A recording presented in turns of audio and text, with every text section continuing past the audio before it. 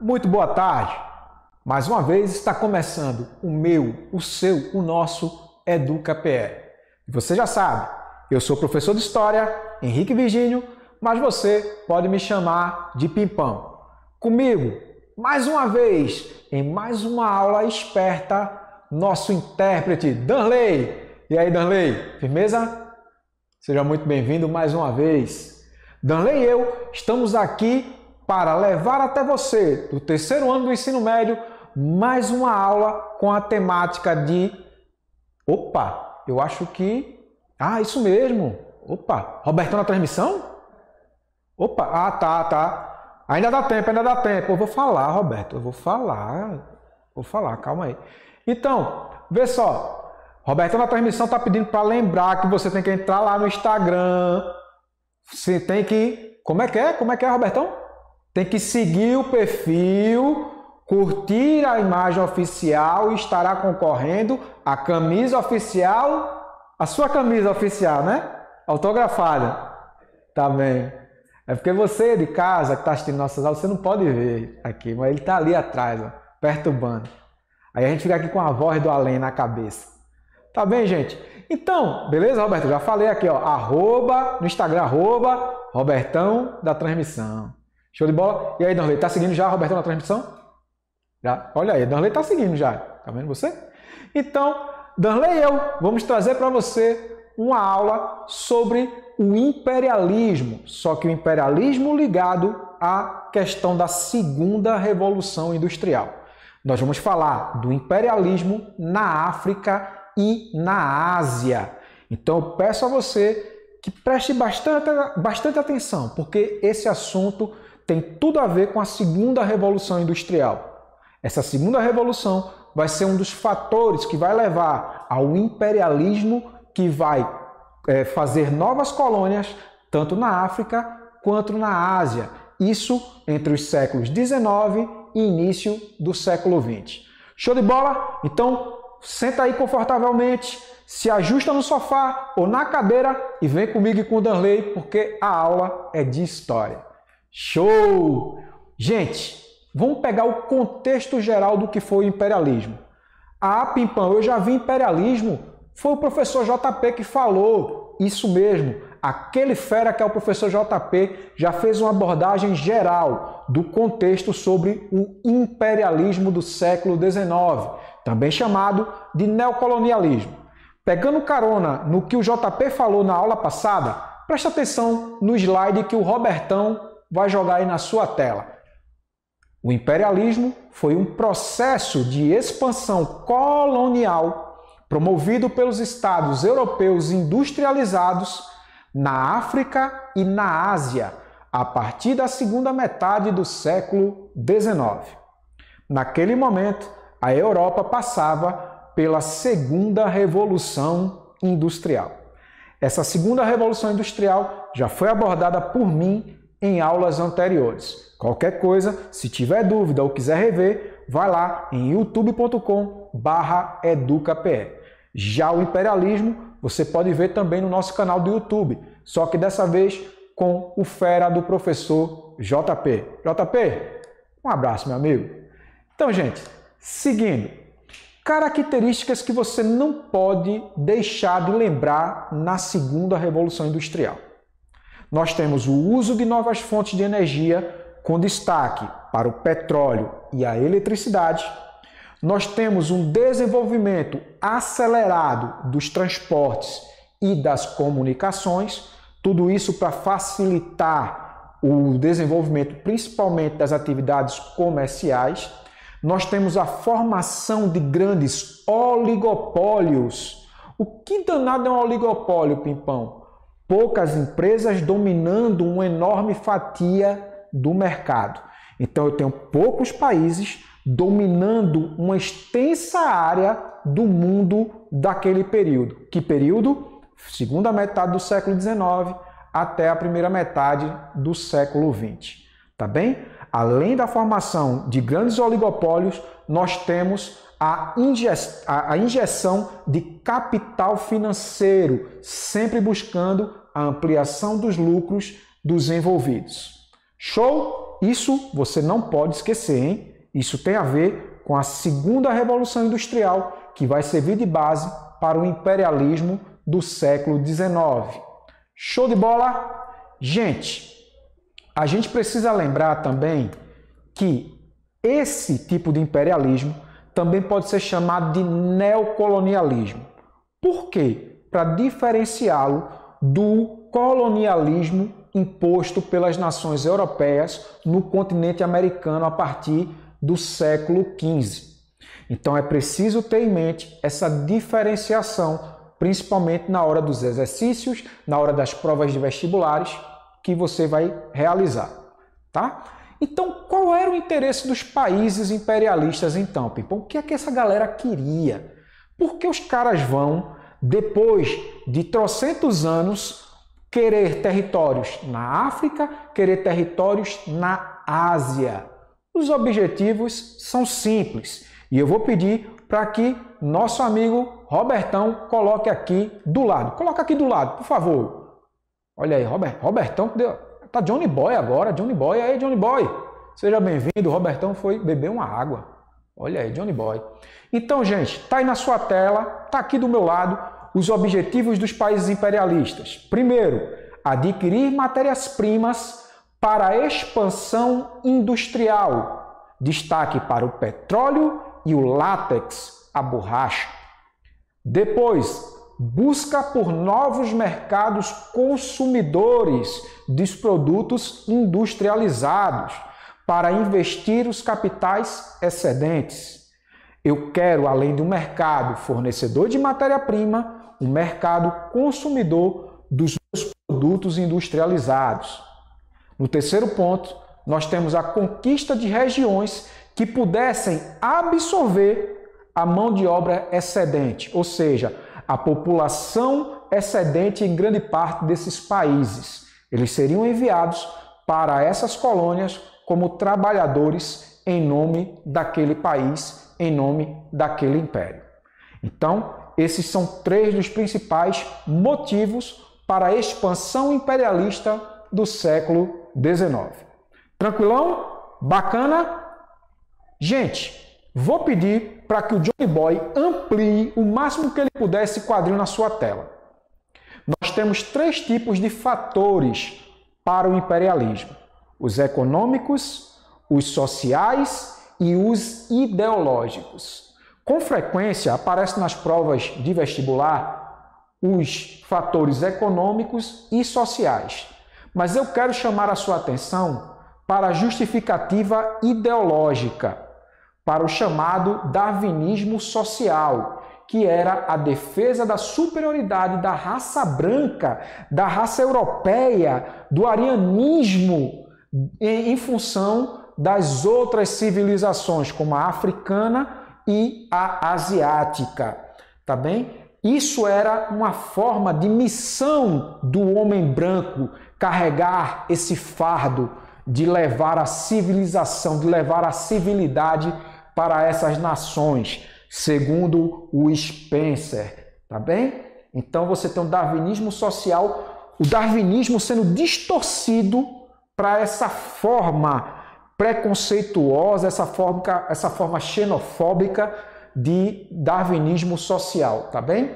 Então, você tem lá nos econômicos, os que eu já citei, mercados consumidores, busca por matéria-prima e investimento de capital excedente. Nos sociais, você tem aí o excedente demográfico, o excedente da população seria deslocado para essas regiões. Traz aqui para mim, por favor, Johnny Boy. Gente, esse tipo de informação é muito importante para esse tipo de contexto. Se possível, transfere essas informações para o teu caderninho de estudos, ou então crie um mapa mental com essas informações para facilitar o seu conhecimento, a sua compreensão do tema e também para que você possa acertar o maior número de questões possíveis se cair esse tipo de temática. Eu confio em você, hein? Fique esperto. Bacana? Johnny Boy, valeu mais uma. Nós vamos ter o seguinte, gente. Dentro desse contexto dos fatores, nós teremos a chamada Conferência de Berlim. Para evitar um conflito entre as principais potências imperialistas da época, França, Alemanha, Inglaterra, Bélgica, para evitar um conflito bélico, um conflito armado entre essas nações, no ano de 1884 foi realizada a chamada Conferência de Berlim. E o que foi essa Conferência de Berlim? De uma maneira bem sucinta, eu posso dizer que foi a repartição amigável da África, dos países do continente africano, entre essas nações imperialistas, para evitar uma guerra entre as mesmas. Tá bem? Então, essa conferência vai dividir o continente africano entre as potências europeias. França, Bélgica, Inglaterra.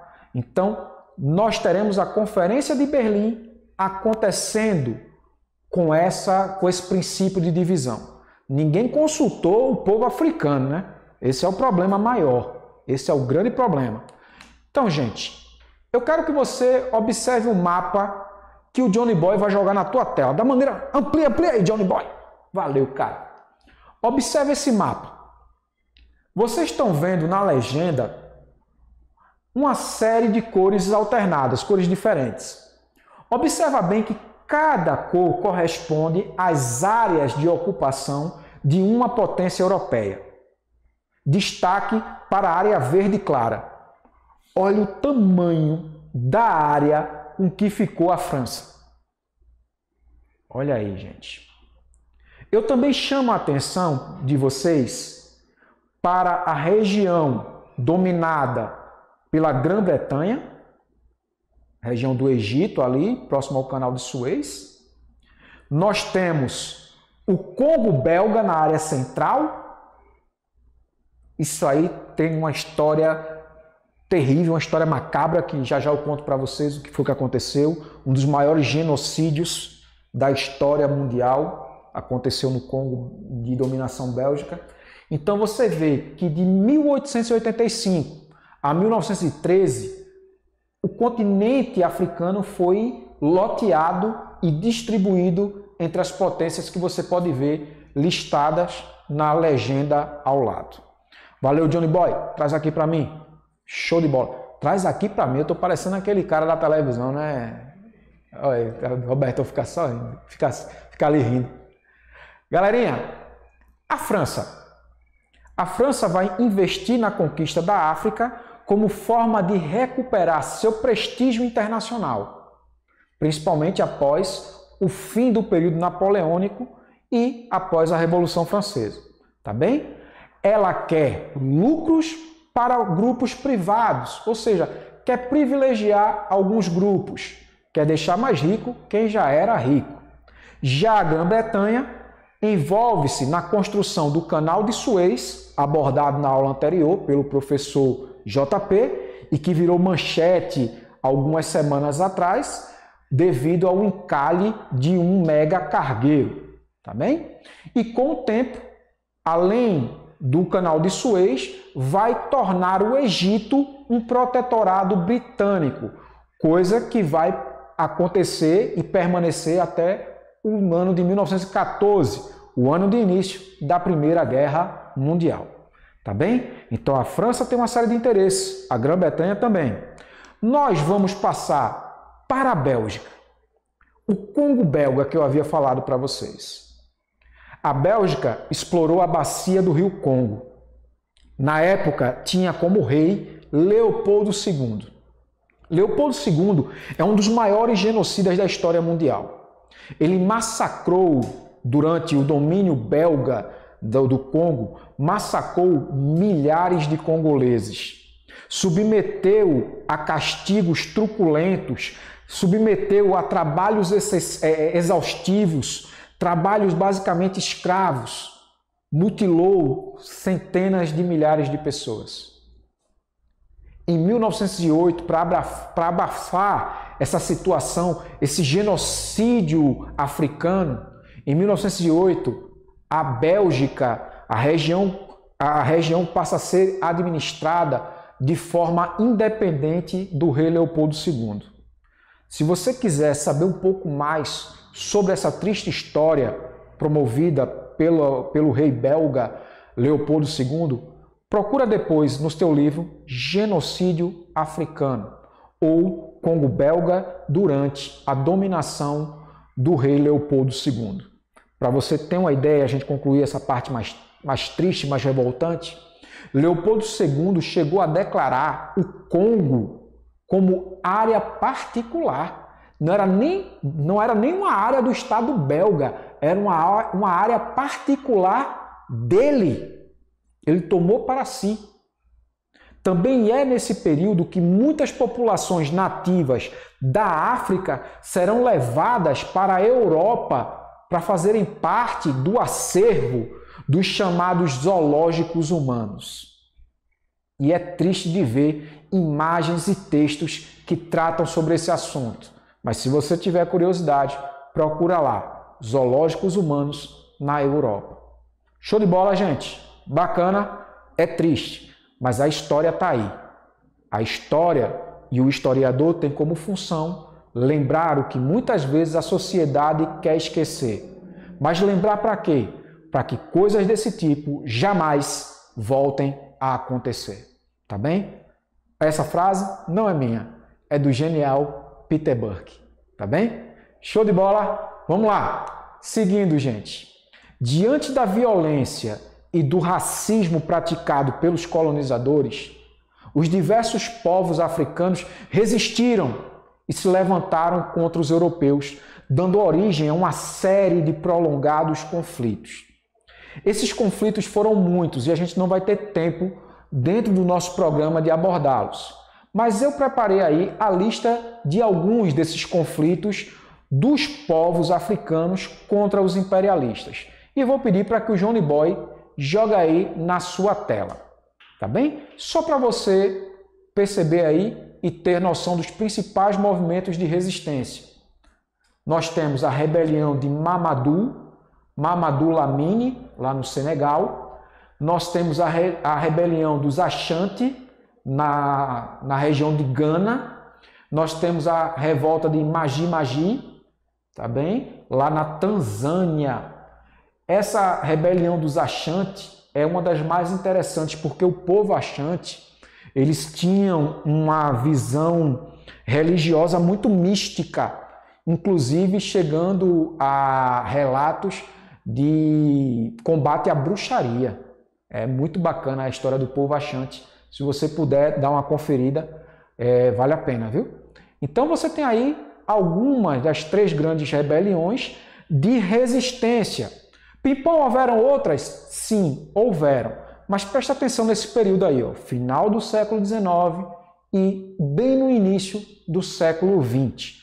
As outras vão acontecer principalmente no século XX. Show de bola?